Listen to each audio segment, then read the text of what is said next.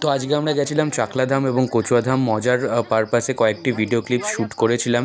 সেরকমভাবে এডিট করে ব্লগিং করব সেরকম কিছু ভাবিনি, জাস্ট কয়েকটি ফান ভিডিও কম্পাইলেশন করে আপলোড করে দিলাম। তাকাও মাসি তাকাও, আজকে আমরা কোথায় এসেছি বলো? লোকনাথ মন্দির চাকলা। তুমি এই প্রথমবার আসলে না আগেও এসেছিলে? দুবার হলো।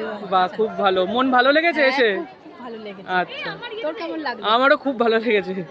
আমি এবার প্রথমবার এলাম। আচ্ছা, নাও তাকাও মাসি তাকাও, ভিডিও বানাচ্ছি, ব্লগ বানাবো। তাকাও তাকাও, কেমন লেগেছে তোমাদের এসে? ভালো লেগেছে, খুব আনন্দ হচ্ছে। মামি, খুবই ভালো লেগেছে। পূজাদি, আমি আর কি বলবো, বুঝতে পারছি কেমন লেগেছে তোর এসে? সৃজা দিদি লজ্জা পেয়েছে, সৃজা দিদি। কাকু তাকাও, তাকালাম। এই তো খুব ভালো। মামা তাকাও, ভালো লেগেছে তোমার? আমি ছোটবেলা থেকে আসি, খুব ভালো লেগেছে আমার। বা তোমার এটা কত নম্বর? বা আমার এটা কত নম্বর? অনেক অনেক। আমার এটাও তো 16 নম্বর। আচ্ছা, খুব ভালো। তোর বয়স কত? 19। আচ্ছা, খুব ভালো। তো আমরা এখন যাচ্ছি বাজার করতে। হ্যাঁ, ফুলকপি বাজার করতে, কারণ আমাদের ওখানে ফুলকপি খুব বেশি দাম। আমাদের ওখান থেকে একটু কম দাম এখানে, কিন্তু খুব তাজা তাজা সবজি পাওয়া যায়। আমরা ধনেপাতা নিচ্ছি 10 টাকা। তো 10 টাকার ধনেপাতা নেওয়া হয়েছে। কালকে আমরা সবার বাড়িতে আমাদের ধনেপাতা বাটা হবে, খুব তরতাজা, বেশ মোটা মোটা, একদম স্বাস্থ্যবান ধনেপাতা পাওয়া যাচ্ছে। জিনিসের দাম এতটা কম, এতটা ভালো, আপনারা ভিজিট করতে পারেন। খুবই ভালো জায়গা।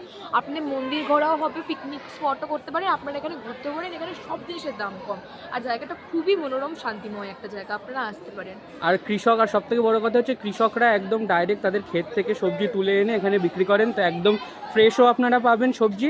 উপরন্তু কৃষকদের হাতে ডাইরেক্টলি টাকাটা চলে যাবে, যেখানে আমরা বাজার থেকে নিলে মিডলম্যানদের মাধ্যমে যায়। তো এখানে কৃষকদের হাতে ডাইরেক্টলি টাকাটা চলে যেতে পারে। এই যে আমার বড় মাসি এখন বাজার করছে। কত করে কিনছো মাসি এগুলো? হ্যাঁ, দেখুন, আপনি কি মূলোটা দেখো, কত সুন্দর, কত বড় মূলো। এই যে আমার বড় মাসি এই মূলোটা কিনবে 10 টাকায়। এই আড়িটা কত নিয়েছে? আড়িটা হ্যাঁ, এটা 10 টাকা। খুব সুন্দর। এখান থেকে দাম কম তো আমাদের ওখান থেকে কিছুটা কম। বলো তোমার এক্সপেরিয়েন্স বলো। আমি কত নেব? আর কিছু টাকা বলেছিলাম, 10 টাকা করে। এই যে গোপালদা মূলো নিয়ে দাঁড়িয়ে আছে। কি ভালো লেগেছে? কেমন লাগছে তোমার? তোমার এক্সপেরিয়েন্স কি রকম মূলো নিয়ে? এই যে আমার মা একটু ব্লগে কথা বলতে লজ্জা পায়। তুমি কিছু বলতে চাও? না। তুমি বাজার করেছো? না। ঠিক আছে। এর থেকে আমাদের সামনাগরের বাজারে অনেক দাম কম। আচ্ছা, এই যে এখানে গুঁড়ো মশলা পাওয়া যাচ্ছে। হলুদ গুঁড়ো কত করে? 1 কিলো। আর লঙ্কার গুঁড়ো তো 1 কিলো 100। তো কত এটা? তাহলে এটা লঙ্কার গুঁড়ো কত? 500 গ্রাম 150 টাকা। এখানে টেস্টি বলে মাসি ফুলকপি নিয়ে যাবে 5 টাকা করে। আলু পেলে ছোট আলু পাবেই না। এই আমাকে তো ওই দোকানে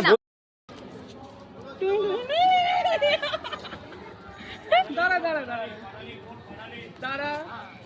এই যে তাড়াতাড়ি করবি না, খাও। এবার চলে, এবার আমরা যাবো। তুমি আছো? এই খাবে। তো চাকলাধাম ঘোরার পরে আমরা চলে এসেছিলাম কচুয়াধাম। চাকলা থেকে কচুয়াতে গাড়িতে করে আসতে প্রায় ওই আধ ঘন্টা সময় লাগে। তো এখানে কচুয়াধামের কিছু ছোটো ছোটো ক্লিপিংস আছে। কচুয়াতে আমরা বিকেলবেলা পৌঁছেছিলাম। তো এখানে আমি যে মোমবাতিটা নিয়ে গেছিলাম, সেই মোমবাতিটা দিয়ে কচুয়াধামের বাকি যারা মোমবাতি জ্বালিয়েছিলেন, যেগুলো নিভে গেছিলো, সেগুলোতে আবার আগুন ধরিয়ে দিচ্ছিলাম, কেননা সবারই মনোবাঞ্ছা যাতে পূর্ণ হয়, এটুকুই আমার উদ্দেশ্য ছিল। এখন আমরা যাচ্ছি চাকলাতে, কচুয়াতে মন্দিরে প্রণাম করতে খুব যাচ্ছি। পিসফুল, এটা আরো পিসফুল জায়গা। মানে চাকলাতে ভিড়, কিন্তু এখানে একদমই ভিড় না। মানে আপনারা সুস্থ স্বাভাবিকভাবে পুজো দিতে পারবেন, এমন কোনো তাড়াহুড়ো নয়, কিছু নয়।